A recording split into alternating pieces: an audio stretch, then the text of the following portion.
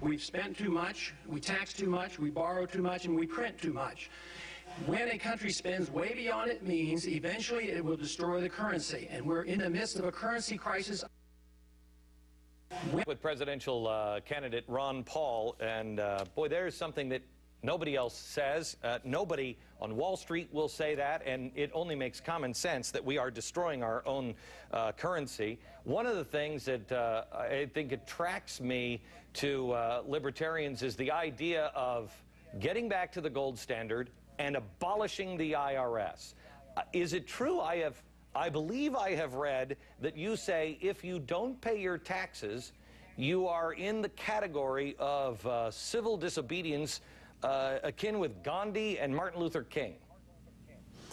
Well, I think it's practicing the same principle, yes, because the income tax, the way it's collected, is unconstitutional. And if you believe that and you practice civil disobedience, you have to suffer the consequences. I chose to try to change the law. I haven't chosen that method. But people who sincerely believe that it's unconstitutional be guilty until you prove yourself innocent and be your own, and you have to testify against yourself, I think they have a legitimate cause. And I think it's a libertarian principle to practice civil disobedience. So, it's nonviolent. So I think it's a good way of doing it. How do you change the tax code? I mean, we've been saying, every American knows, this doesn't work. I don't need a book this big to show me how to pay my taxes. When you've got former communist countries going to a flat tax and they're getting more money, how are you going to change this?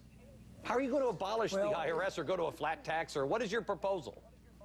Mine is to get rid of the IRS but not replace it with anything by cutting a lot of spending, because we lived without an income tax before 1913, so I'm not interested in the flat tax or the sales tax, you know, although anything would be better. Yeah. You know, just what you're saying, I mean, you're speaking, I mean, you know, if we weren't both men, you know, I might French kiss you on the whole abolishing the IRS thing. You had me at hello. You did. No, you did. So you want to replace it with some sort of a sales tax? No, nothing. I want to replace it with freedom. I want to replace it with freedom and less spending. Okay, but wait a minute. You're right. Yeah, okay. Okay, I mean, I love you. Don't get me wrong. How do we pay for the things we do have to pay for? Well, you know, if you didn't have the income tax right now, you'd have the same amount of revenues you had 10 years ago. So that's not all that bad. And we didn't have an income tax before 1913. They used tariffs, and they used user fee types and different things like that. But wouldn't you create the same? The problem is spending.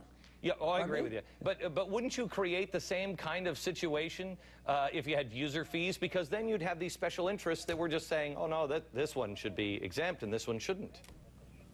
Well, I guess so, but anything would be better than the income tax. But you know, if we do have a user fee, which we abuse, we have a user fee by paying a national gasoline tax, and that's supposed to take care of our highways. But they abuse that system too. They don't spend it on the highways, and they use it for political boondoggles. Is what happens. Back in a minute with Dr. Paul's controversial views on foreign policy, the CIA, FBI, the Patriot Act, and the war on drugs.